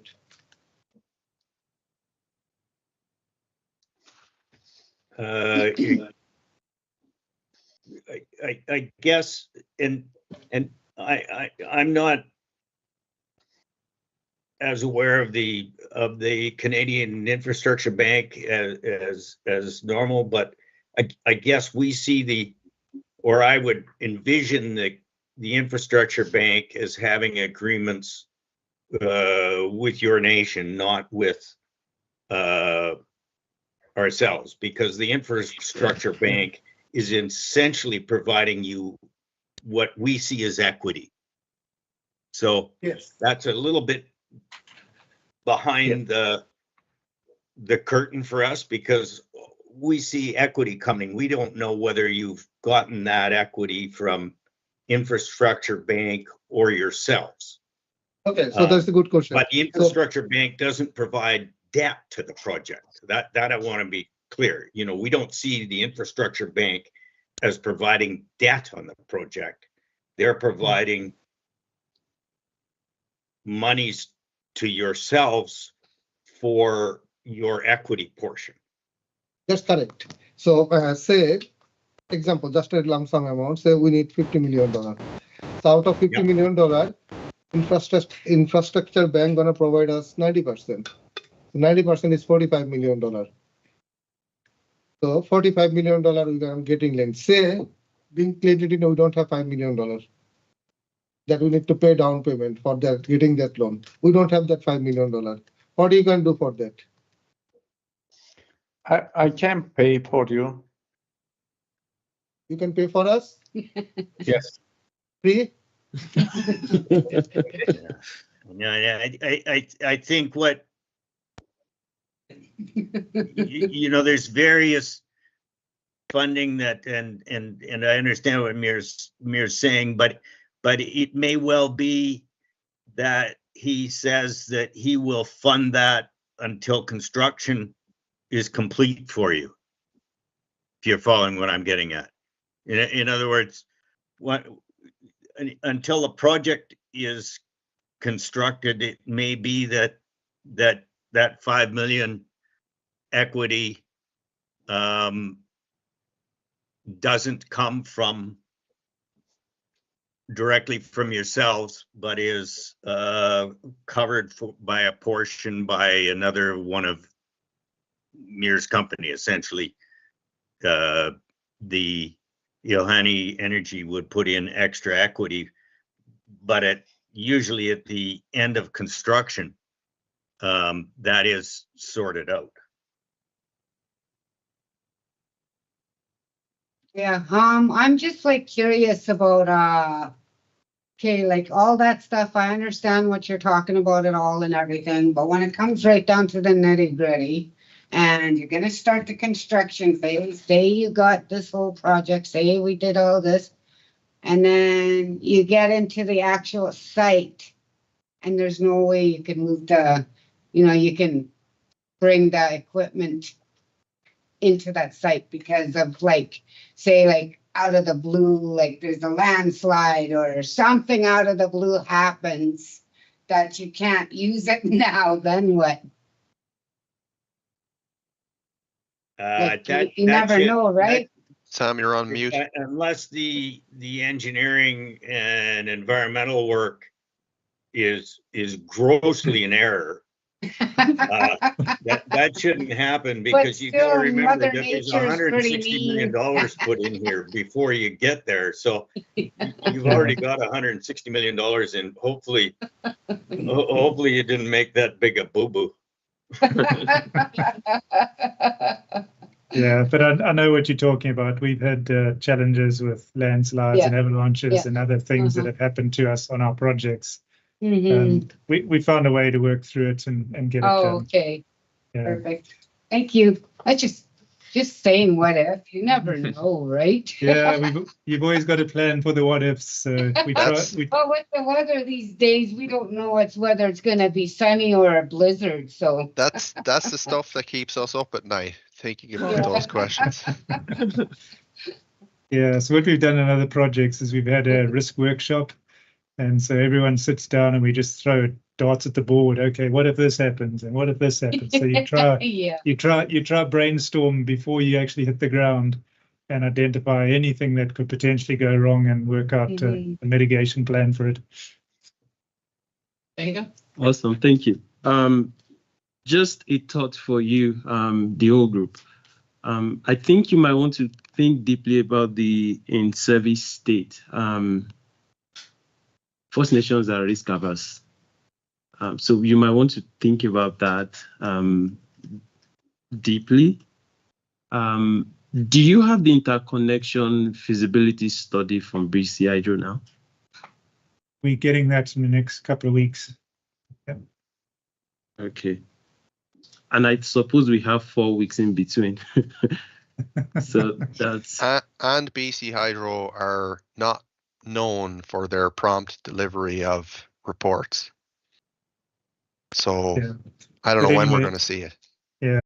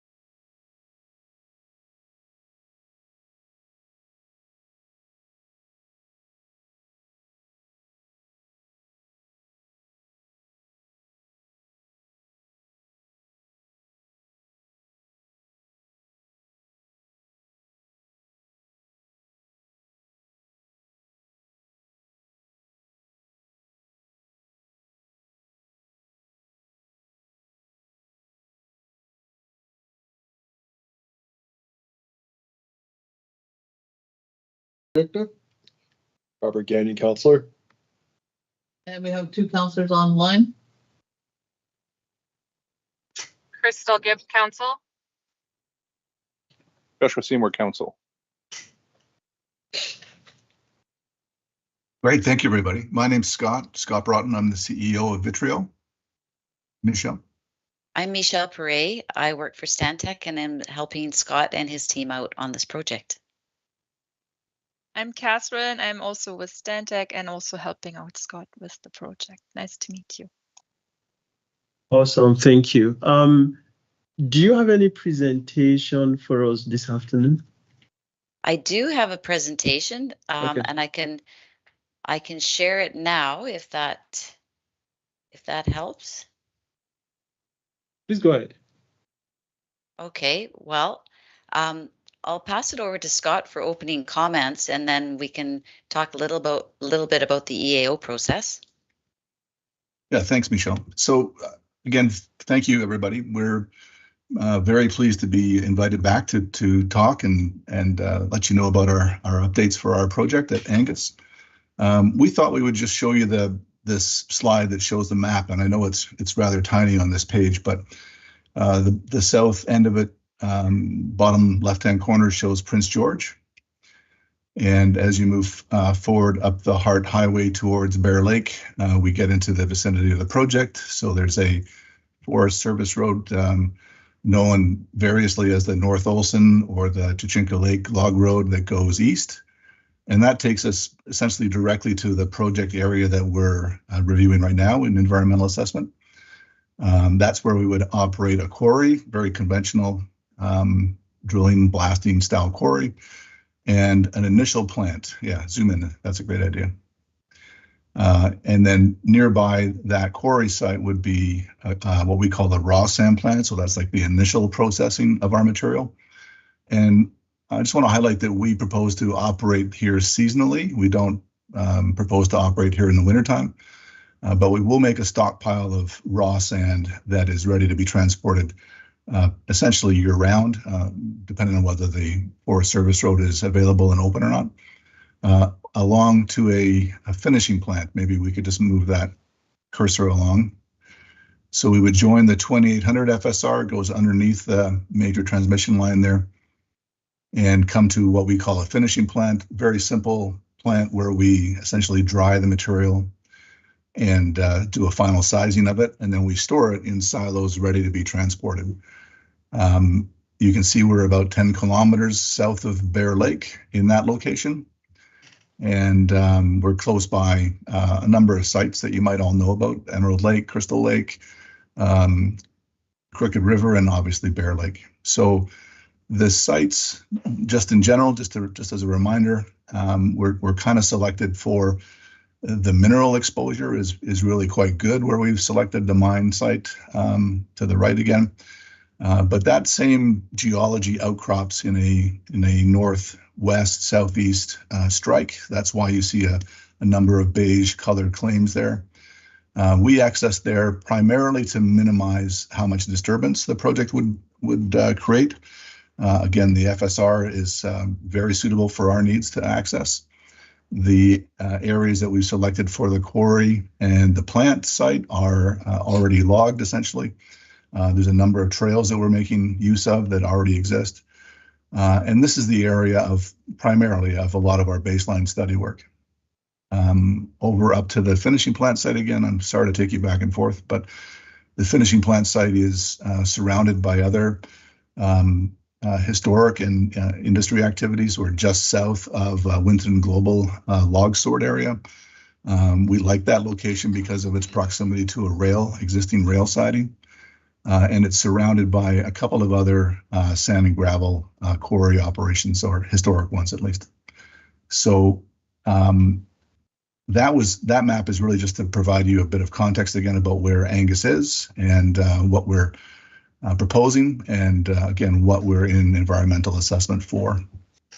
Were there any reminders that I can provide? Any questions that you might have on the back of that reintroduction?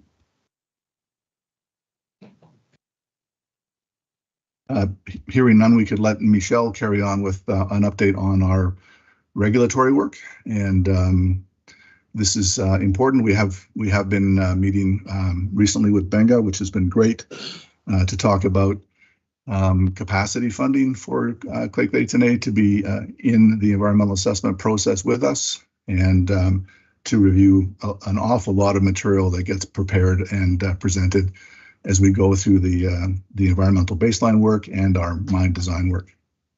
Michelle? Great, thanks, Scott. So this is a slide from the EAO, the Environmental Assessment Office, and it shows just in general the various steps or phases associated with their regulatory review for a project such as Angus. And this red arrow here identifies that we're currently in the process planning phase of this project. Clay Clay Tenay has been involved since early engagement and has been providing to Vitrio via the EAO interests and comments about the project. Some of these, again, this is another slide from the EAO just to show some of the key milestones that there was an initial project description. This goes back to July of 2023 and brings us up to April when the EAO submitted a readiness decision to proceed with the next phase of the project. What this means in the process planning was the EAO issued a lot of documents that my understanding is you have reviewed and provided some comments to the EAO, and that includes the process order, a draft assessment plan, a draft application information requirement. It's often referred to as a DARE, which I find kind of odd. I always struggle with all these acronyms that the regulators use, and a regulatory coordination plan. As we move into the application development and review, Vitrio is working on an application development engagement plan. And in this application development engagement plan, we identify it because there will be information in there. We will be sharing that with you for you to, it will talk about what documents you're going to be reviewing, how you're going to be reviewing it. So feedback on your expectations would be very helpful for the development of that plan. When we get into the application development and review, there are lots of documents. There'll be some more technical data reports that will provide findings from the field programs. There'll be modeling reports that will be submitted to the EAO. Vitrio will submit a public engagement plan. And the two that are highlighted there are two plans that will be looking for feedback from Clay Clay Tenay. As a participating Indigenous nation, we'll be looking for some feedback on the Indigenous engagement and collaboration plan. And that really, again, it talks about how engagement is going to take place through the application development and going forward, as well as the First Nations engagement report. There's a lot of information here, and we're happy to discuss this outside of this meeting with you if your head spins as much as it does for us as we try to navigate this. So you're going to receive in this application development engagement plan, this talks about what sections of the application we'll be sending to you for review. And that includes background information about Clay Clay Tenay. So Vitrio and Stantec will work and do their best at generating information that is publicly available regarding Clay Clay Tenay. And that will form the background information and context section for Clay Clay Tenay. And we'll want you to review that before we submit it to the EAO for errors and omissions. Also, as I mentioned earlier, we've received interest of Clay Clay Tenay from the EAO. We really do hope that we can, going forward, understand, have more meetings with you directly so that we can hear those interests directly from you, so that we're getting the right context. And I think I can't remember the term we used with Gabenga, but it was like, so that we get to know you better. We want to make sure that we understand where Clay Tenay is with respect to this project and how the project may affect Indigenous rights. So those interests of each nation are going to be included, and we'll want you to review those again, because again, we're hearing them kind of third hand. And we want to make sure that we're capturing them accurately. The document will also summarize the engagement that has taken place with Clay Tenay. So we'll send that to you so that you can make sure that it matches your records. And then we'll also identify any sources that have been used in the generation of that information. So this other document, the Indigenous Engagement and Collaboration Plan, that will include engagement between Vitreo and participating nations. So in this case, for you guys, the Clay Tenay, and it will talk about how we plan on engaging going forward, what works for you guys, what your preferences are. And it also will talk about the understanding of Indigenous interests and how the project may affect your Indigenous rights. So again, you guys understand this, and we have to write it up. So that's why we have to send it to you for to make sure we get it right. Now, when we get to the application, this is that when I talked about that background information and current context, these are some of the headings, or these are the headings in that section that will be included. And so we'll do our best, but then again, we'll send it to you for corrections for errors and omissions. So that includes community background, language, governance, economy, population, communities. I'm sure you've done this before, so this probably isn't the first application that you've had to do this for. There also will be engagement summary requirements for each participating Indigenous nation. And the reason why this slide is in italics is this is a direct quote from the DARE.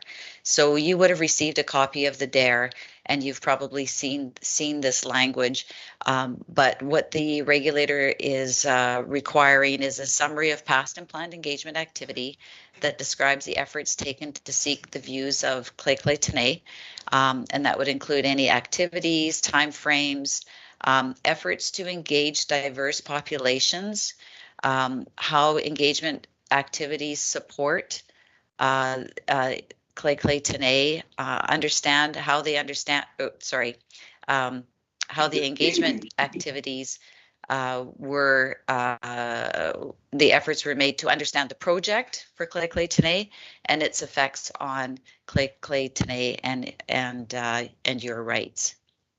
And then your views on Vitreo's engagement approach and resolutions of issues raised. They get really into the detail here. So in the DARE, there was a document, and our understanding is the EAO is looking for preliminary interests, or sorry, they have some of these preliminary interests identified in the first column, but they're looking for the topics to be captured. And I'm not sure where Clay Tenay is on communicating that information to the EAO, but the first column here, I have 2 slides on this just because there's so many topics, but the preliminary Indigenous interest is so effects on traditional practices, including hunting, trapping, fishing, and plant gathering. And then you would provide topics to be included in the environmental assessment.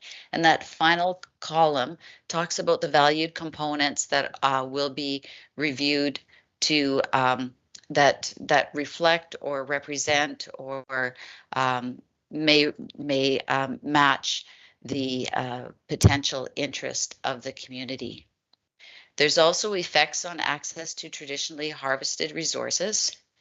And on the next slide, there's effects on access to traditional land use sites, effects on cultural transmission and experience, opportunities for training and employment, and opportunity for business.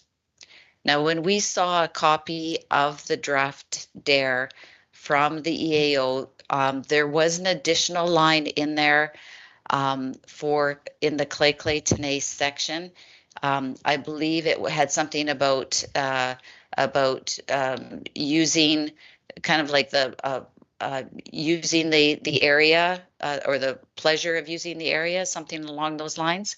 I didn't include it in this one because it was a draft and I wasn't sure if that edit had been accepted by you. And I think that's the end. But is any of that new to, is it new to you, and do you have any questions? Or any questions for Scott on the project?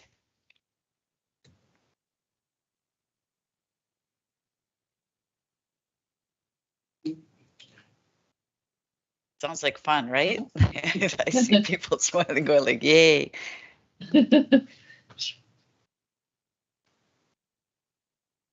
Awesome. Thank you for your presentations. So the tables you just showed, I understand that, and there's been a lot of changes that you don't have access to already, which we will be providing access to. But I think one of the things I believe you are hoping to get out of this discussion with council is number one, to further engagement. Number two, and I believe I recall saying something along the lines that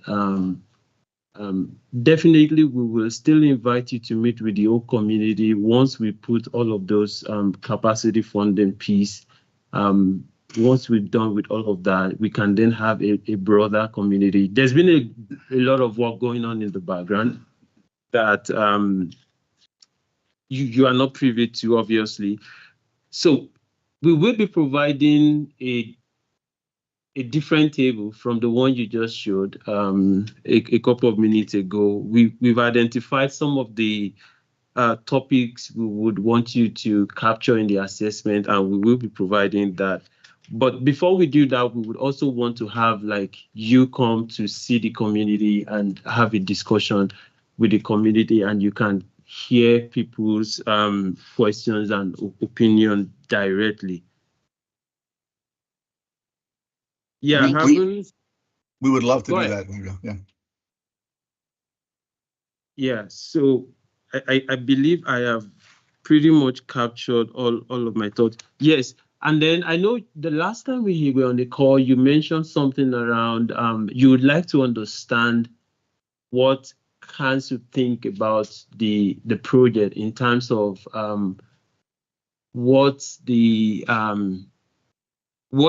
band's direction is in terms of the project. Am I right, or did I misunderstand you? Oh, I don't think you misunderstand, but I think, Benga, we were, last time you and Michelle and I spoke on the phone on a Teams call, we were really talking about the almost overwhelming amount of effort required to review all of this environmental assessment work. And we recognize the need for capacity funding that allows Clay to actually dig into it and comment on it. What we were mostly interested in, Benga, was a confirmation that we can provide that to you. You gave us an estimate, and I think we need to figure out, perhaps from Chief and Council, how and where you would nominate that we send that. I suggested an invoice, and I think that hasn't happened yet, but we're ready to send you the capacity funding that you've identified. Yeah, because we have a process in place, and I think we discussed that, which after this meeting we'll do that. Our finance will send all of that to you. Okay, good. That'd be great. I don't know if Council has any specific questions. Can I also just offer that we're very proud of our project and the work. It's an interesting moment in time to perhaps come and visit the site. Perhaps Benga, yourself, and other members of Chief and Council might like to come and tour the site with us sometime, perhaps September, October. We would love to show you on the ground what it looks like, because we're all connected to the planet and not just on a digital phone call.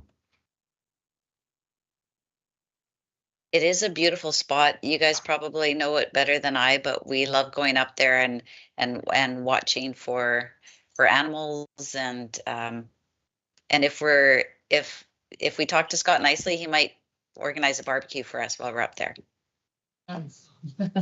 We would love to have you come to visit the project site and talk about it and entertain you with a barbecue for sure.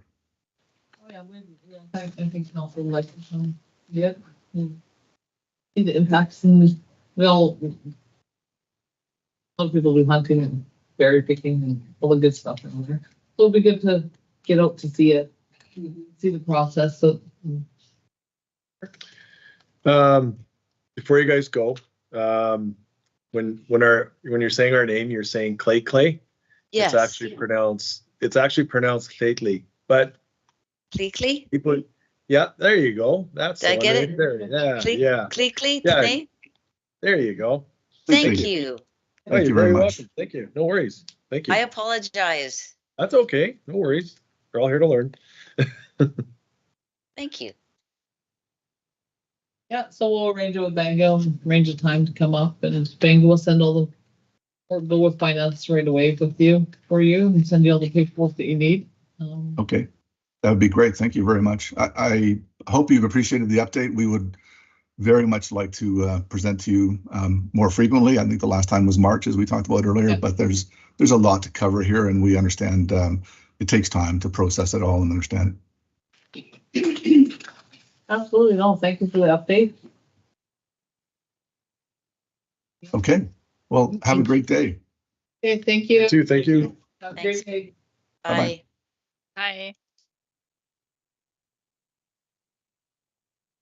So it is, we'll be going in camera for the rest of the afternoon. So everyone watching, hope you have a great afternoon. We'll see you tomorrow morning for our internal.